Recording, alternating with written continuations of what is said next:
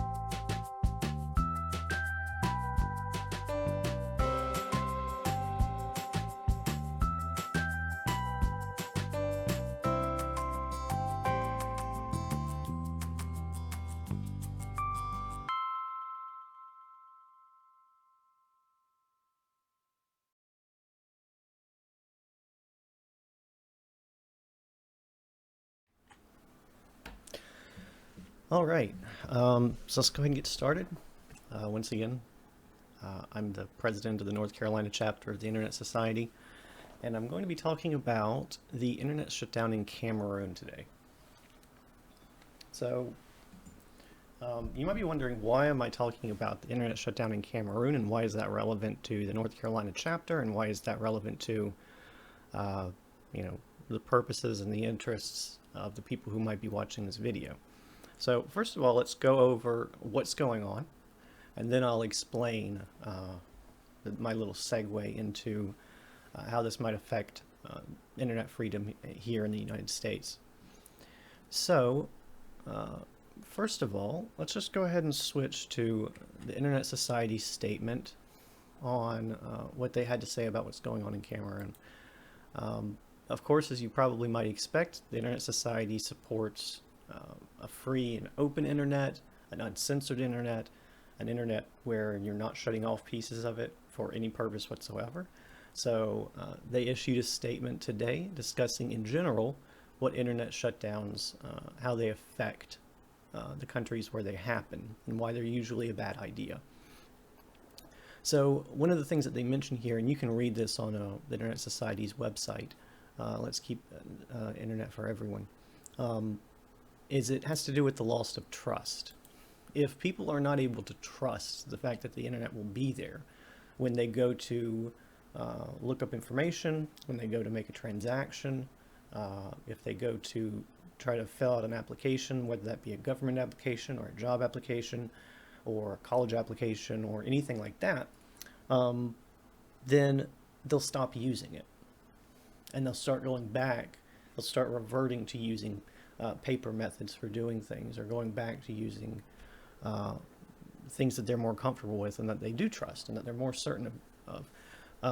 And that, there's a reason why the internet was invented, and there's a reason why the internet has been so successful in creating so much wealth in the places where it has been allowed to grow and thrive. And that's because it's more efficient and it connects people from longer distances, etc., etc.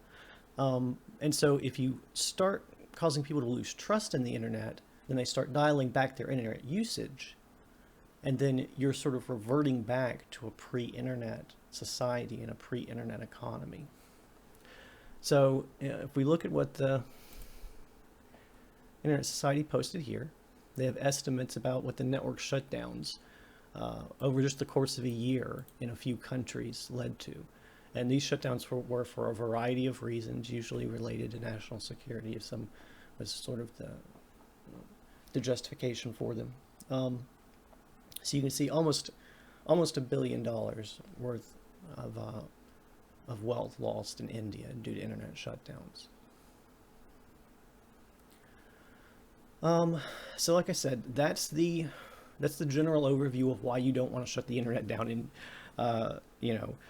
in general. So what's specifically going on in Cameroon? Well, what's going on, and there are a few really good articles about this.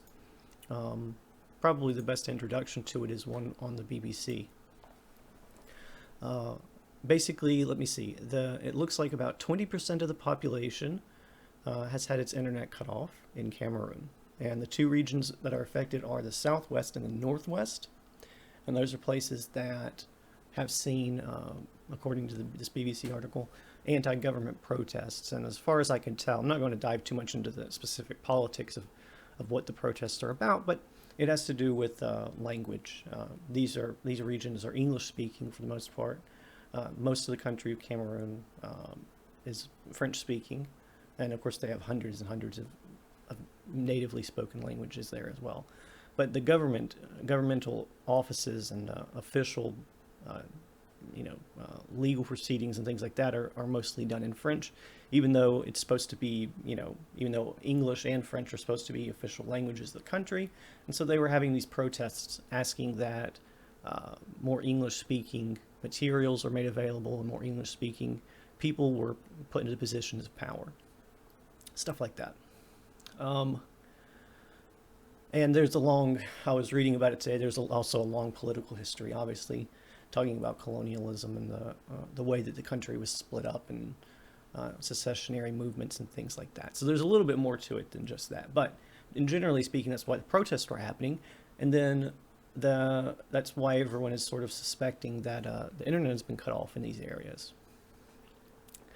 So why is this relevant to us? It has to do with something in the BBC article, and that is a specific phrase that caught my ear.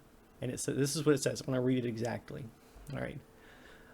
The statement also confirmed, and this statement is from the Ministry of Post and Telecommunications in Cameroon. So the statement is the statement that they're referring to. The statement also confirmed that the authorities had sent text messages direct to mobile phone subscribers, notifying them of penalties, long jail terms for, and this is in quotes, spreading false news via social media. Okay. So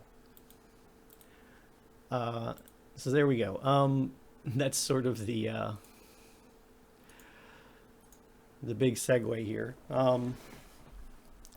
Basically, we have to make a decision of whether or not we're going to let the things that aren't true on the internet affect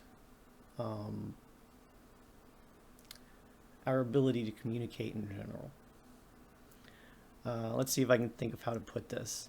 In other words, is there enough truth on the internet to make all of the lies worth it? Is there enough benefit to the internet to allowing people to communicate without any kinds of barriers, without any kinds of censorship, without any kinds of editorship or review of any kind? Is there enough benefit to allowing people to say whatever they want to say on the internet to justify its existence? So I don't know what specifically kinds of false news they're talking about here. Obviously, the famous example people like to use with the freedom of speech is yelling fire in a crowded theater isn't legal. So, I don't know if maybe people were sending out messages saying, run to this specific location and murder this specific person. Obviously, if that's the case, then maybe it's a little bit of a different story, right? But I find that very hard to believe that because of the quantity of the people that we're talking about that are affected. Cameroon has about 20 million people, and so 20% of that is about 400,000 people affected. There's some quick math there, but I have a very hard time believing that many people need to lose their internet access in order to keep the country safe. Very skeptical about that. Also, in regards to this fake news business, obviously, I think that education is pretty much always going to be my personal view on how to address these issues, rather than any sort of top-down government censorship of even the websites, but particularly any kind of saying, well, okay, let's cut off the internet until people stop telling lies. That's never going to happen. All right. Let's cut off the internet until people stop, making clickbait or making ridiculous claims in order to get views and to get attention and to make money. That's never going to happen, right? So you need to decide whether or not you want to have the internet or not. And if you have the internet, then you have to take all of the bad with the good. Now, that's certainly a big issue. Fake news and false information and hysteria and, these kinds of things, and they need to be addressed, but cutting off the internet is not the solution to it. They're going to have to turn the internet back on in Cameroon eventually. They just are. I mean, 20% of their population cannot access the internet right now. They can go the direction of North Korea if they want to and form their own internet. But other than that, it's going to have to come back on eventually, and all they're doing, going back to the very beginning of this, is they're eroding the trust in the internet. They're eroding the trust that people have that it's going to be there and that they're going to be able to use it to benefit their businesses and benefit their lives. I was looking at another article today from Internet Without Borders, or Internet Sans Frontières, and they said that Cameroon so far, they're estimating, has lost about $700,000 in business due to the internet shutdown. I don't know the specifics of how they estimated that cost or not, but that's a tremendous amount of money, particularly when you're talking about small businesses in a place like Cameroon. So, and that adds up over time. So I guess I do need to mention a few more things. There was sort of a little bit of a dust up, and I'm not sure exactly what happened, but we have a chapter in Cameroon. We have an Internet Society chapter in Cameroon, and some people sent us messages saying that the Cameroon chapter had maybe put out a statement, or that they had been actively working with the government. So we were very excited to hear that. And then someone sent out a statement that maybe some people over there had agreed to or supported the decision to shut down the internet partially or something. And then that was completely denied by the president of the Cameroon chapter. So I don't know if any of you are on the mailing lists for the Internet Society, but if you saw some of that stuff, just know that the president of the Cameroon chapter of the Internet Society did put out a statement saying that they do not support in any capacity the shutdown of the internet in Cameroon. So that's good. Obviously, when you're talking about countries like this, where there's a lot of interaction between the chapter and the government, in our case, we're still trying to get the attention of the North Carolina local government. But in some of these other places, particularly in smaller nations and developing nations, the chapter is a really, really big part of internet development in those countries. And so they're in very close contact with the government about these things. Right now, it's it's honestly, there haven't been a whole lot of official statements from the government or from any of the internet service providers talking about the shutdown or why it's going on or how long it's going to go on. And I did check today, and it doesn't look like there's any evidence that it's going to end anytime soon. So I guess we'll just kind of keep our eye on that and see where that goes. But it's like I was saying earlier, it has to go one way or the other. So hopefully it goes our way. All right. So that's the internet shutdown in Cameroon. Another thing I wanted to mention, and this is sort of tangentially related, but most of the internet access in Cameroon is provided via mobile wireless. So a lot of this is, particularly in a lot of developing countries, it seems like people sort of skipped the step of having in-home wireless, and they all connect to the internet via their mobile phones. And this is very good, but it also makes it a lot easier to censor the internet. Sometimes I'll get into discussions with people, and they'll say, I understand that you're concerned about the lack of fixed line connections going directly to people's houses and stuff. But that's not really where the world is headed, and that's not really where the technology is headed. Doesn't it make more sense to just pour all of our money into wireless and into mobile technologies? And I think this is a pretty good example of why it's still really important for people to have the spigot in their house, right? To have something that actually comes into their home and makes it just a little bit more difficult. Obviously, there are lots of countries, where they're still able to successfully do that, shut off the internet with landlines, but it's a little bit harder to do when you're not talking about mobile telephone companies dealing with them. And so I think this is one good example of why it's probably a good idea to have that. Also, if you have a fast connection coming into your actual home, then you can do some of the more do-it-yourself sort of things. You can set up your own mobile, your own wireless hotspot for people to connect to coming out of your own house. So you can sort of bypass things like this. But yeah, just something else that I wanted to bring up, something else that I wanted to mention. And that obviously is also something that comes up in the discussions about shutting this off. They say, well, if we allow people to send text messages to one another back and forth and all over, then they get wound up into these hysterias. And this is something that 10 years ago we used to call flash mobs, where it was mostly just for fun. People would send these messages, and then they would say, let's all meet up at the mall and we'll all go to the food court and we'll sing Les Miserables or something like that. I don't know what people did. I never did one. But, it was something like that, something for fun.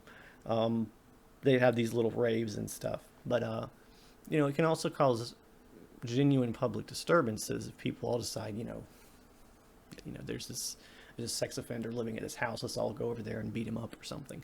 Or, let's all march on, the president just passed a law saying, such and such, and if we don't march right now, then we're all going to be killed or something. So these kinds of rumors and things can be spread very quickly and get people wound up very quickly over mobile internet in a way, and wrap people up in it in a way that they may not do if they're actually sitting down at a computer where they can research and look into the specifics of the issues. So I get that. I get that side of it. And so, again, if they had fixed internet connections in their homes, there's less justification for shutting that off. I do understand the argument of that sort of building hysteria through mobile technology, but I really think that that's just a justification, that it's just an excuse to turn the internet off. And if they had, a fixed landline, or not a fixed landline, but a fixed internet access in their homes, then they would have less of an excuse to turn that off. But that's just my opinion on it. But yet another argument for why it's important, I feel. Let's see. I think that's it. That's my speech. My little presentation. I hope that you read a little bit about this. Like I said, there's some stuff about it on the Internet Society's website. You can look at Access Now's article on it. There's a tweet going on, Bring Back Our Internet, that people are using to try to convince the government of Cameroon to turn the internet back on. You can see here the Keep It On Coalition. And some of the people who have signed this. So I really hope that you do look into this. Obviously, this is a very big issue for the Internet Society. It's going to be something that's going to become increasingly common, not just in the developing world, but also here. And you're going to see a lot of this same rhetoric and the same sort of discussions going on. And, we need to decide how we want to go about handling these issues. And we need to make certain that we're doing it in a way that, is going to make the world a better place rather than a more restricted place. So do look into this. Let me know what you think. Let me know if you disagree with any of my insane rants that I had earlier. Uh, Obviously, there are a lot of real issues going on here, but uh, I'll keep you updated on this. I'll definitely be keeping my eye on this and see when they turn it back on, and then what their response is going to be, and what their justification, if they ever do give a justification, is going to be, and what it looks like they're maybe going to start trying to do in the future. If this is going to be the first of, if this is the new normal, I think is one of the words, one of the phrases that they use here. We don't want this to become the new normal, where it's like, well, okay, we're having protests to shut down the internet. We don't want that. So anyway, that's it for today. Thanks for watching, and I'll see you next week. I haven't decided a topic at all, so who knows what I'll be talking about, but I'll see you then.